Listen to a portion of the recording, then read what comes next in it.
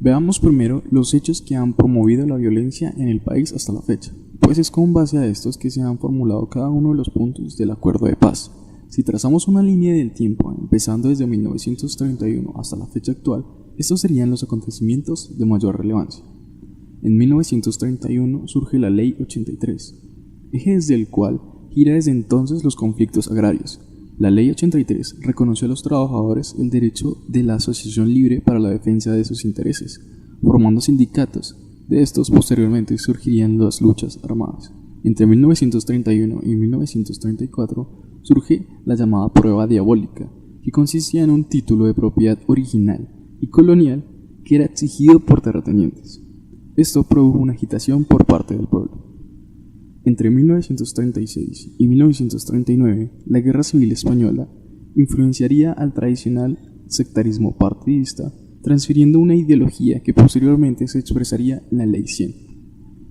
En 1944 surgió dicha Ley 100, que consistía en una reforma agraria que calificó a los contratos de arrendamiento de utilidad pública y además decretó la ampliación de 10 a 15 años como causal de restitución al Estado de los predios no explotados. El periodo comprendido entre 1946 y 1964 se le conoció como el primer periodo de violencia, donde el sector rural fue el principal afectado. Se caracterizó por hechos como el asesinato de Jorge Eliezer Gaitán el 9 de abril de 1948. En 1957, el plebiscito dio origen al Frente Nacional. En 1961, una nueva reforma agraria expresada en la Ley 135 tan solo benefició un 8% de las familias sin tierra, y en 1964 las FARC y el ELN desafían al Estado. Si vemos los resultados de los censos realizados, se evidencia el impacto sobre la población rural, pues en 1938 esta era el 70.9%, en 1951 el 61.7%, en 1964 el 47.2% y en el 2018 se reportó apenas un 26% de población que aún vive en el campo. El periodo comprendido entre 1964 hasta hoy es conocido como el segundo periodo de violencia, caracterizándose por tener dos fases. La primera es una etapa germinal, donde emergen grupos guerrilleros en América Latina. La segunda es una consolidación de grupos guerrilleros desde los años 80. En 1967 nació el EPL al sur de Córdoba. En 1973 la pobreza se estimó en un 70.5%, midiendo las necesidades básicas satisfechas. En 1974 es el desmonte del Frente Nacional. El 14 de septiembre de 1977 ocurre el paro cívico nacional. En los 80, el narcotráfico actúa como aliado, financiador y promotor de los grupos paramilitares. En 1991, la constitución política significó un pequeño descenso en los hechos violentos del país. A inicios del siglo XXI se reportan 300.000 personas desplazadas por año y un aumento en la presencia de las FARC en San Vicente del Caguán, Caquetá. Fue hasta el 2005 donde ocurrió el primer acercamiento para facilitar la desmovilización y la reintegración, gracias a la Ley de Justicia y Paz.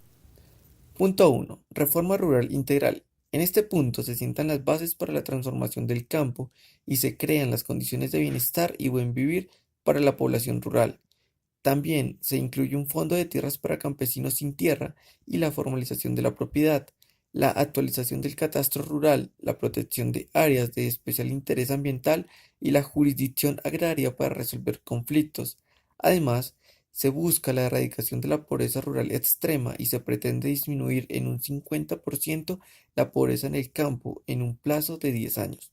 Lo más importante de esta reforma rural es la promoción de la igualdad, el cierre de la brecha entre el campo y la ciudad, la reactivación del campo y, en especial, el desarrollo de la agricultura campesina, familiar y comunitaria. Punto 2. Participación política. La apertura democrática busca fortalecer la participación de todos los colombianos en la política, los asuntos públicos y la construcción de paz. Con este punto, se busca la ampliación de la democracia como camino para tramitar los conflictos de manera pacífica y de esta manera romper definitivamente el vínculo entre la política y las armas, Para esto, el Estado garantizará la facilidad para la creación de nuevos partidos políticos, el fortalecimiento de los mecanismos para promover la transparencia en los procesos electorales y una mayor participación electoral. Además, existirán garantías para la oposición política de partidos y movimientos sociales. De esta manera se podrá abrir la puerta para que en Colombia nos integremos a una cultura de reconciliación, convivencia, tolerancia y no estigmatización. Punto 3. Fin del conflicto. En este punto, el Gobierno Nacional y las FARC negociaron sobre el cese al fuego y de hostilidades bilateral y definitivo, y la dejación de armas, para lo cual se elaboró una hoja de ruta con compromisos mutuos para que a más tardar a los 180 días luego de la firma del acuerdo final se haya terminado el proceso de dejación de armas. Para esto, la fuerza pública facilitará el desplazamiento de los miembros de las FARC a unas zonas veredales y puntos transitorios de normalización. Estos lugares fueron diseñados para que los integrantes de las FARC inicien el tránsito a la legalidad y dejen las armas.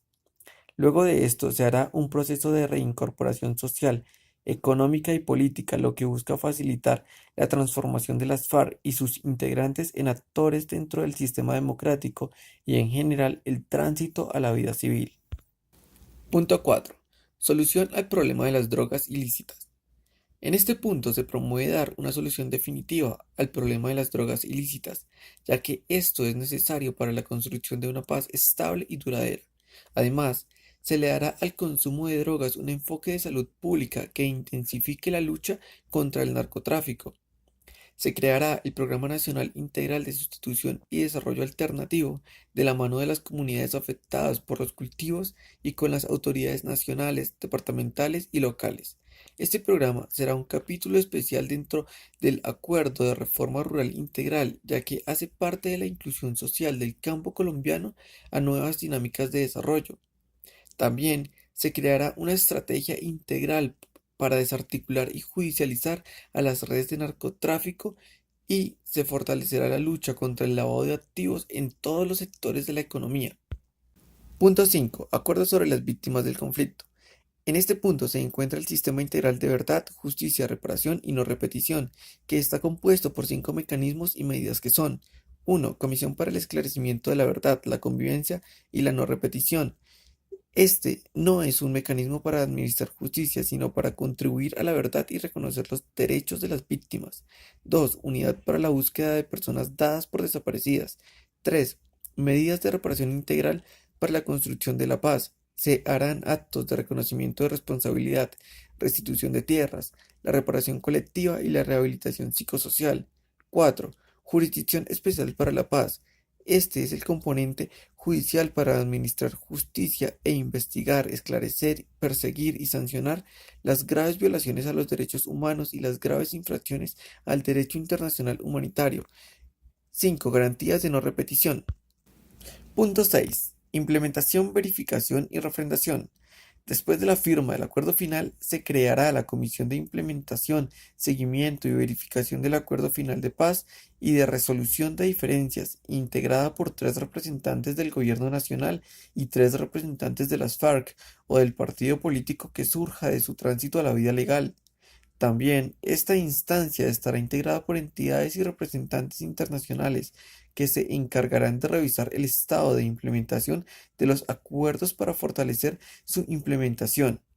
Además, se conformará una misión política de la ONU para verificar la reintegración política de las FARC. Por otro lado, el Gobierno Nacional y las FARC acordaron que solicitarán el acompañamiento internacional para la implementación de cada uno de los puntos del acuerdo.